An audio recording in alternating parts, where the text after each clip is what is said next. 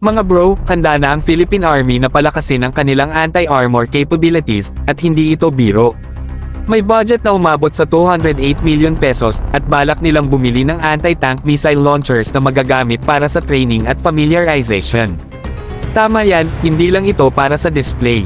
Malaking papel ang gagampanan ng mga launchers na ito para masigurado na handang-handa ang ating mga tropa sa anumang banta mula sa armor. At ang procurement process ay gagawin sa pamamagitan ng public bidding para masigurado ang transparency at makuha ang pinakasulit sa budget. Tingnan naman natin ang mga technical requirements.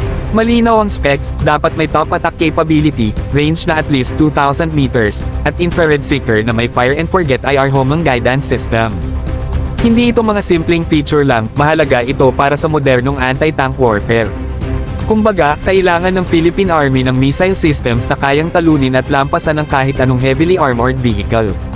Dapat precise ang strike at safe ang distance para protektado ang ating mga tropa pero deadly ang atake. Ngayon, sino-sino ang mga posibleng contenders para sa kontratang ito? Tatlong pangalan ng standout, Javelin, Ray Ball, at Spike Mister. Ang mga missile systems na ito ay subok na sa iba't ibang battlefield at may kanya-kanyang lakas. Ang Javelin, kilala sa pagiging battle-proven at user-friendly, ay isang solidong option. Ang Spike Mister naman mula sa Israel ay sikat sa versatility at advanced tech, kaya malakas din ang laban nito. Pero mga bro, heto ang twist, tender ito, at ang final decision ay base sa pinakamurang presyo na makakasunod sa technical specifications.